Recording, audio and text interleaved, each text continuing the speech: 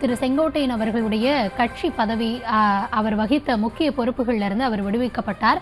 கட்சி தலைமை அது தொடர்பான நடவடிக்கையை மேற்கொண்டிருந்தது. இந்த தருணத்தில் இதனையடுத்து கோபிச்செட்டிப்பாளையத்தில் திரு செங்கோட்டையன் அவர்களுடைய ஆதரவாளர்கள் அவருடைய இல்லத்தின் முன்பாக திரண்டு வருவதாக கள்ளத்தகவல்கள் தெரிவிக்கின்றன. கூடுதல் விவரங்களோடு நம்முடைய செய்தியாளர் பாரி இணைந்திருக்கிறார். பாரி, வணக்கம். தொடர்ந்து அங்கு களத்தில் என்ன நடக்குது, அது தொடர்பான விவரங்கள். வணக்கம். கட்சியினுடைய பொறுப்புகளில் இருந்து அவர் நீக்கப்பட்டிருக்கிறார். செங்கோட்டையன் நீக்கப்பட்டது பிறகு தற்போது ஏராளமான பேர் தொடர்ச்சியாக அவருடைய ஆதரவாளர்கள் அவருடைய இல்லத்துக்கு நோக்கி வந்து கொண்டிருக்கிறார்கள். ஏனென்றால் அடிப்படையில் ஒரு கட்சியினுடைய நிர்வாகி நீக்கப்பட்டார், அந்த கட்சியினுடைய நிர்வாகி மட்டும்தான் நீக்கப்படுவார். ஆனால் தற்போது நேற்று செய்தியாளர் சந்திப்பின் போது, அதாவது செங்கோட்டையனுடைய அந்த செய்தியாளர் சந்திப்பின் போது இருந்த கட்சியினுடைய நிர்வாகிகள் ஒட்டுமொத்தமாகவே நீக்கப்பட்டிருக்கிறார்கள். கிட்டத்தட்ட 5க்கும் மேற்பட்டவர்கள் தொடர்ச்சியாக நீக்கப்பட்டிருக்கிறார்கள். அடுத்தடுத்த அறிவிப்புகள் அதிமுகவை தற்போது பரபரப்பு ஏற்படுத்தியிருக்கிறது. முதற்கட்டமாக செங்கோட்டையன் பதவியிலிருந்து நீக்கம், தொடர்ச்சியாக செங்கோட்டையனுடைய ஆதரவாளர்கள் 5 பேர் நீக்கம், புதிய மாவட்ட செயலாளர் என தொடர்ச்சியாக இந்த 3 அறிவிப்புகளும் அடுத்தடுத்த அறிவிப்புகள் அதிமுகவில் மிகப்பெரிய ஒரு விவாதத்தை ஏற்படுத்தியிருக்கிறது. ஏனென்றால் கட்சியினுடைய கொள்கைக்கு எதிராக அவர் பேசியிருக்கிறார் என்று அதிமுகவினுடைய தலைமை குற்றம் சாட்டினால் கூட தான் ஒருபோதும் தலைமைக்கு எதிராக பேசவில்லை. கட்சி ஒருங்கிணைக்க வேண்டும், ஒன்றிணைக்க வேண்டும்.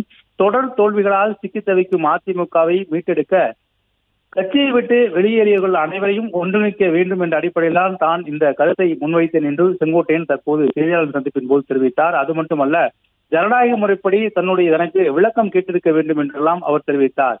கட்சியினுடைய மூத்த உறுப்பினர், கட்சி துவங்கியதிலிருந்து நான் தொடர்ச்சியாக இந்த கட்சியுடைய நிர்வாகியாக இருக்கிறேன், என்னிடம் எந்த ஒரு விளக்கத்தையும் கேட்காமல் நேரடியாக பதவியிலிருந்து நீக்கினால் என்ன அர்த்தம், இந்த கட்சியில் ஜனநாயகம் இல்லையா என்றெல்லாம் கூட செங்கோட்டையன் தொடர்ச்சியாக அந்த கேள்விகளை முன்வைத்தார். கட்சியினுடைய செங்கோட்டையனுடைய அந்த கூட இருக்கக்கூடிய ஈரோடு புறநகர் மாவட்டம் நம்பியூர் அதனுடைய வடக்கு ஒன்றிய கழக செயலாளர் இருக்கக்கூடிய சுப்பிரமணியம், அதே போல ஒன்றிய கழக செயலர் இருக்கக்கூடிய ஈஸ்வரமூர்த்தி, கோபிச்செட்டிப்பாளையத்தினுடைய ஒன்றிய கழக செயலர் இருக்கக்கூடிய குறிஞ்சிநாதன், அந்தியூர் வடக்கு ஒன்றிய செயலர் இருக்கக்கூடிய தேவராஜ் மற்றும் அத்தானி பேரூராட்சி செயலர் இருக்கக்கூடிய ரமேஷ் ஆகியோர் தற்போது செங்கோட்டையனிடம் வந்திருக்கிறார்கள். நீக்கப்பட்ட அனைவரும் சேர்ந்து செங்கோட்டையனுக்கு வாழ்த்து தெரிவித்து வருகிறார்கள். என்றால் நேற்றைய தினம் அந்த செய்தியாளர் சந்திப்பின் போது முதற்கட்டமாக செங்கோட்டையனுக்கு ஆதரவு தெரிவிக்கும் வகையில் ஆயிரக்கணக்கான பேர் ஒரே இடத்தில் திரண்டார்கள். அப்போது செங்கோட்டையன் ஊர்வலமாக அவர்களுக்கு மத்தியில் அழைத்து வரப்பட்டார் என்பது குறிப்பிடத்தக்கது. ஏனென்றால் கட்சியினுக்கு எதிராக அவர் பேசியதற்கு கூட அவர் கட்சியினுடைய எல்லைகளெல்லாம் தாண்டி தனது ஆதரவாளர்களின் அடிப்படையில் ஒரு வட்டத்தை காட்டுவதற்காக தான் நேற்றைய தினம் அந்த கூட்டத்தை செங்கோட்டையன் அவர்கள் கூட்டியிருந்தார் என்று கூட தலைமைக்கு புகார்கள் வந்தது.